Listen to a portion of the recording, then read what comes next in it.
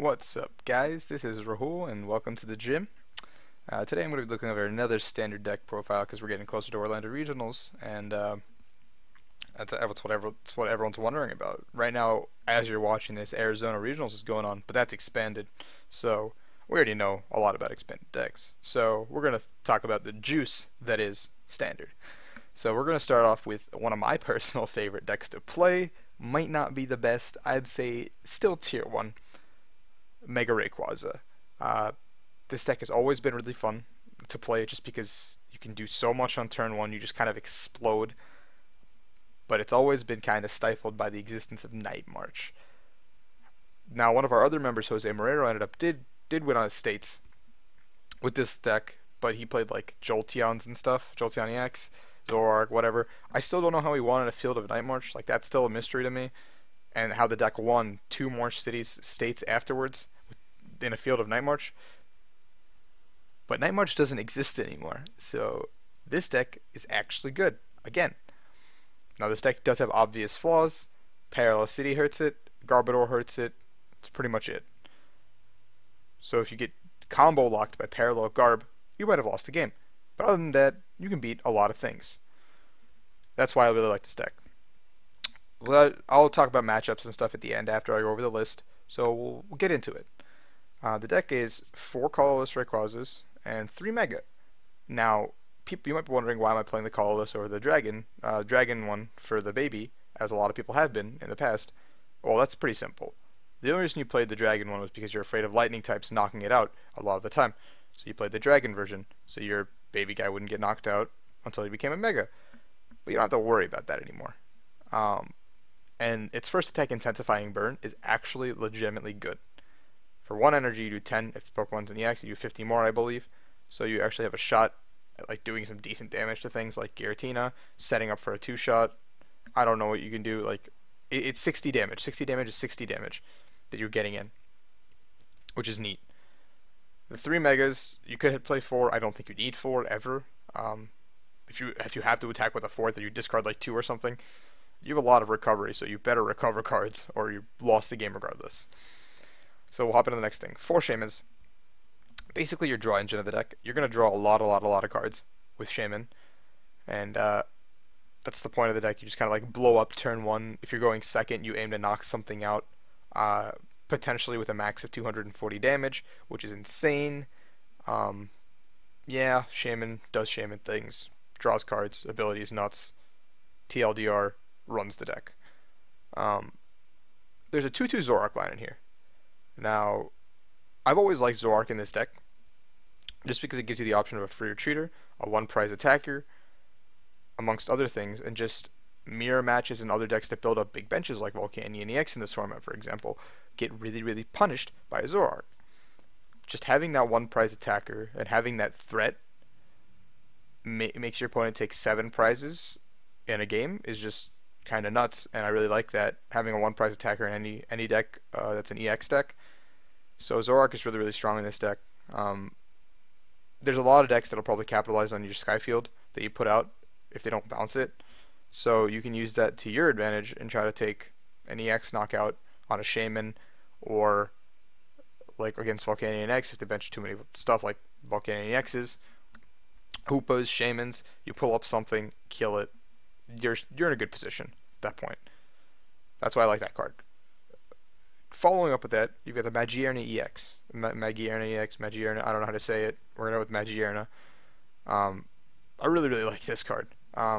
Because a lot of decks that are going to pretty much do things to you, or like Giratina and stuff, or like Giratina Scizor, that kind of stuff, to take away your energy a lot of the time.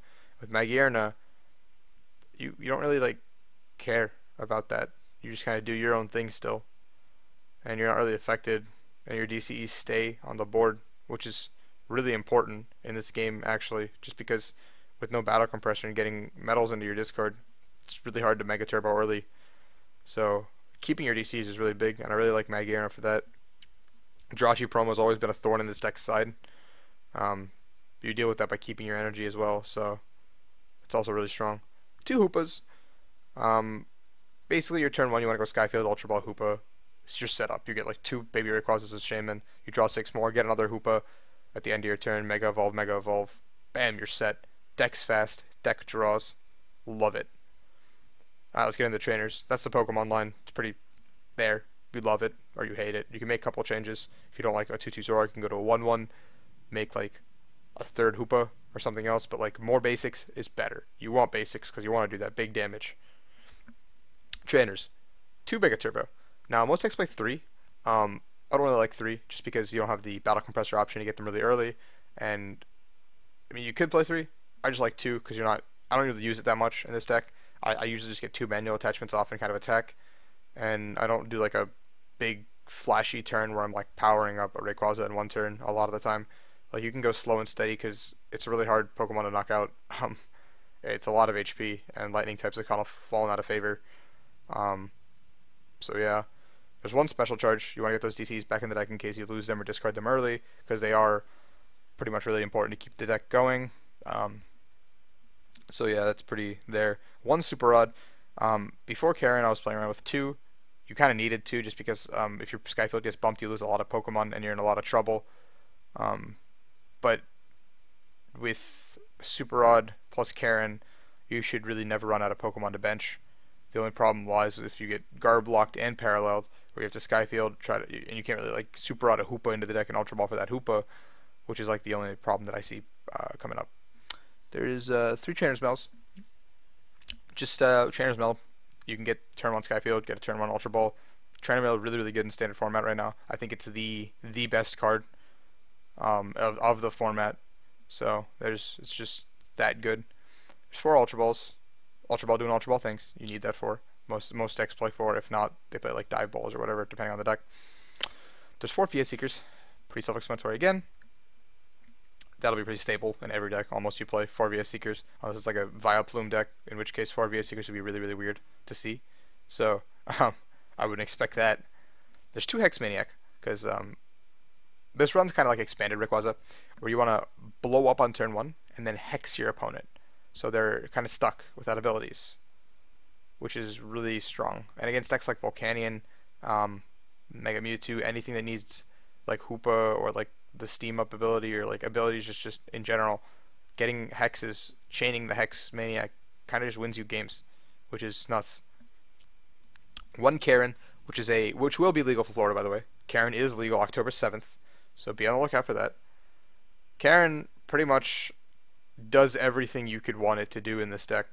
Puts all of your Pokemon that got bounced away back, and with it's VS Seeker reusable, which is nuts. So if you got like a hand of like 6 cards, you can go Karen, put a bunch of cards back in because you just got paralleled. Skyfield, Ultra Ball, Hoopa, Shaman, draw more cards. Oh, next turn that happened again. Oh, big deal. Skyfield, Karen, VS Seeker, Karen, put him back in. Ultra Ball for Hoopa again, or you have the Hoopa in your hand from previous turns, and you just blow up again, and their opponent's just sitting there like, man, I have to have 4 parallel in my deck to bounce your Skyfields. If not, I've lost this game. It's pretty good. It's pretty good. 1 Lysander, kind of Lysander's in every deck. You could go to 2. I've been trying to find space for 2 because Lysander's really strong in this deck because Rayquaza can one-shot almost anything, so you're trying to pull up threats, like a Trubbish that hits the board instantly. You want to kill that Trubbish, like, bang bang, straight up. 1 N.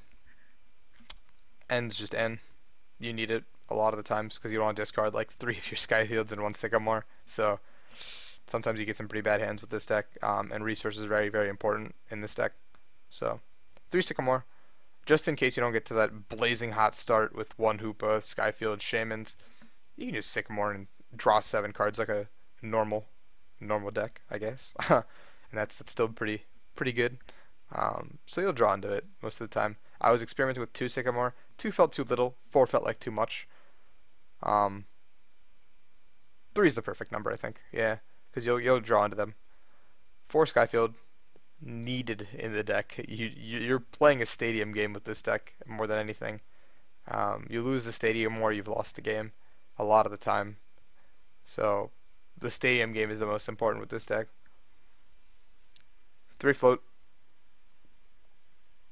Cards need to get out of the active spot. Put them on Zoro. You can rush in, retreat, do your thing, no matter what you need to go between.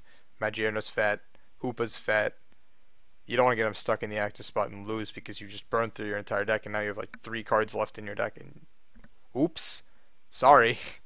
So that's that. 4 Spirit Link.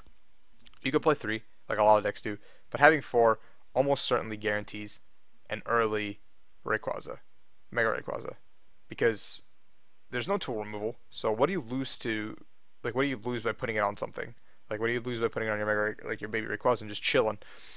It's just like a card. Also, like if you don't have a bunch of like baby Rayquazas out, you can just like throw it on a Shaman and then Shaman for more cards, or like throw it on a Zorua and Shaman for more cards.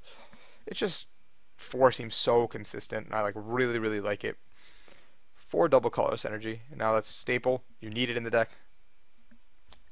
I'll just move on from there because there's not much more to be said about that.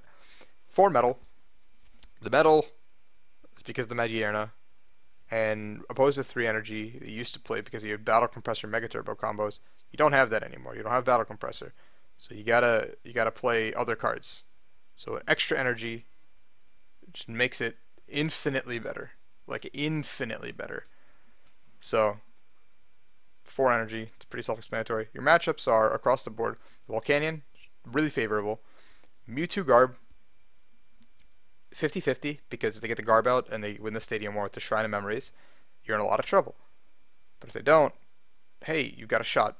You can realistically one-shot Mega Mewtwo's over and over, and they have no actual way of one-shotting you. For a while. Like, they really can't one-shot because they need, with a DC on you, a DC on, with 3 energies on you and a DC on them, they're doing 160 damage, so they need 2 DCs on them to one-shot you at any given point. And powering up one of those in one turn is kind of difficult, so your Rayquaza is going to survive. Scizor, pretty bad.